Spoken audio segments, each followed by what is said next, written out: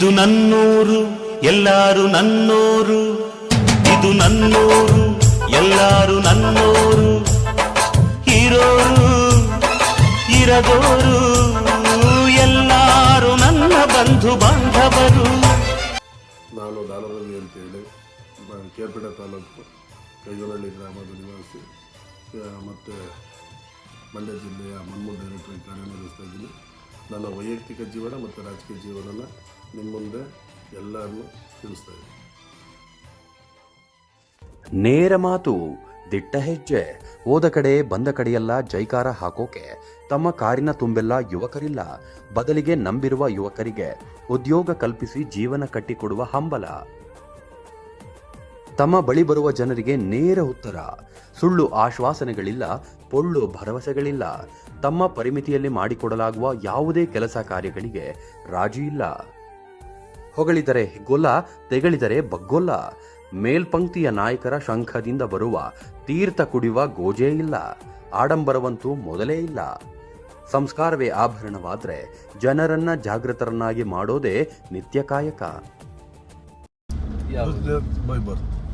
ಅದನ್ನು ಒಪ್ಕೋತೀನಿ. ಯಾಕೆ ನಾನು ಯಾವತ್ತೂ ನಮ್ಮ ಮನೆಯಲ್ಲೂ ಇವತ್ತು ತುಂಬ ಅಟವಾದಿ ನಾನು. ಅಲ್ಲ, ಸುಳ್ಳು ಹೇಳಿದ್ರೆ ರಾಜಕಾರಣ ಅಂತಾರೆ, ಬಟ್ ನನ್ನ ವಿಚಾರದಲ್ಲಿ ಸುಳ್ಳು ಅದು. ಸೊ ಆ ಟೈಮ್ಗೆ ಏನೋ ಒಂದು ಸುಳ್ಳು ಹೇಳ್ಬೋದೇನೋ ಕೆಲವರು, ಅಷ್ಟೇ. ಎಲ್ಲರೂ ಸುಳ್ಳು ಹೇಳಲ್ಲ. ನಾನು ತುಂಬ ಜನ ರಾಜಕಾರಣಿಗಳು ನೋಡಿದ್ದೀನಿ. ಆಗಲ್ಲ ಅನ್ನೋ ಕೆಲಸ ಮಾಡೋಣ ಅಂತ ಹೇಳ್ತಾರೆ, ಇನ್ನೊಂದು ದಿವಸ ನೋಡೋಣ ಅಂತ ಸುಳ್ಳು ಹೇಳಿರ್ತಾರೆ ಹೊರತು ಮಾಡೋಕ್ಕಾಗಲ್ಲ ಅಂತ ಹೇಳೋಕ್ಕಾಗಲ್ಲ. ಇಲ್ಲ, ಇನ್ನೊಂದು ದಾರಿ ಆಯ್ತು ಹೋಗ್ಬಿಡಿ ಅಂತ ಕಳಿಸ್ತೀವಿ, ಹೋಗ್ತೀವಿ. ನಾನೇ ಮಾಡ್ತೀನಿ ಅಂತ ಅವ್ರು ನಾಳೆ ಮಾಡಲ್ಲ. ಅದೊಂದರಿಂದ ನಾವು ತುಂಬ ಜನ ಇಷ್ಟಪಡ್ತಾರೆ.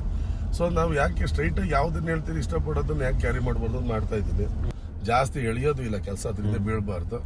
ಏನೈತೆ ಸತ್ಯ ಹೇಳೋದು, ಒಪ್ಪೋದು ಹೋಗ್ತಾ ಇರೋದು ನಿಮ್ಮ ಮನೆ ಬರೋ. ನಾವೇನು ಮಾಡೋದು ಅಂತ ಹೇಳ್ಬೋದು, ನಮ್ದು ಇದು ನೇಚರ್. ಹಂಗಾಗಿ ನ್ಯಾಯದಲ್ಲಿ ತುಂಬ ಜನ ಬಂದರೆ ನಾನು ಹೋಗಿದ್ದೀನಿ ಅಂದರೆ ಆ ನ್ಯಾಯದಲ್ಲಿ ಡಿಸೈಡೆಡ್ ಅವರು.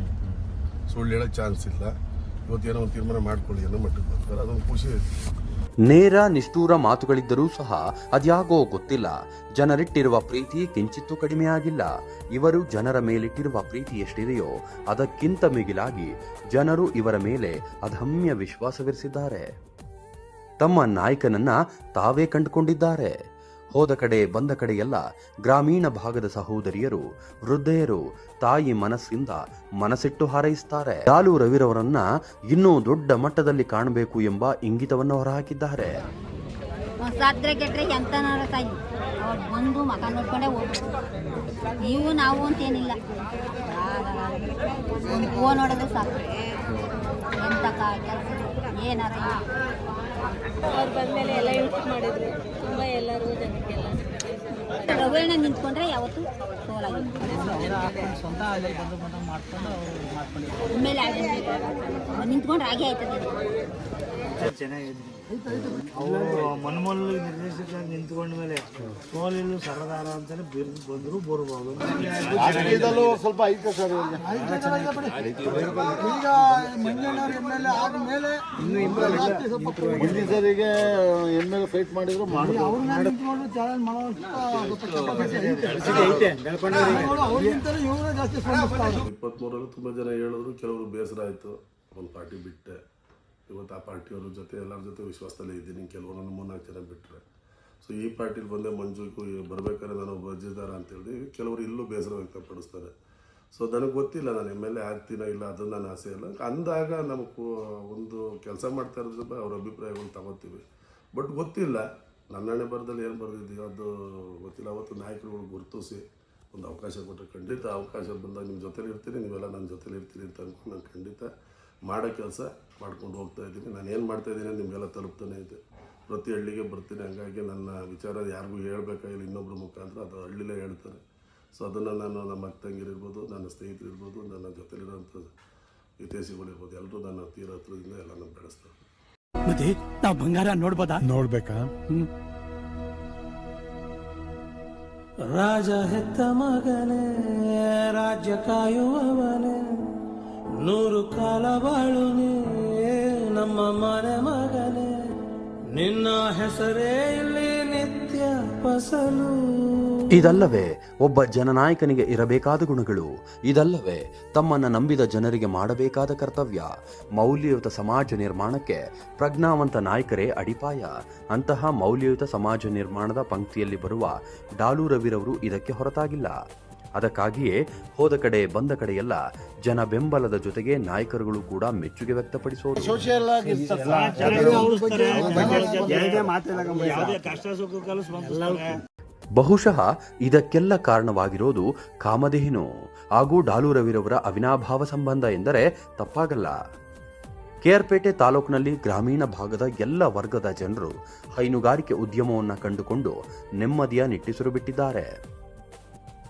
ಡಾಲು ರವಿರವರು ಶ್ರಮ ವಹಿಸಿ ಮಾಡಿದ ಹಾಲು ಉತ್ಪಾದಕರ ಸಹಕಾರಿ ಕ್ಷೇತ್ರದ ಗಣನೀಯ ಬದಲಾವಣೆಯಿಂದ ನಿಂತು ಹೋಗಿದ್ದ ಹಾಲಿನ ಡೈರಿಗಳಿಗೆ ಜೀವ ಕಳೆ ಬಂದಿದ್ದು ಲಾಭದಾಯಕವಾಗಿವೆ.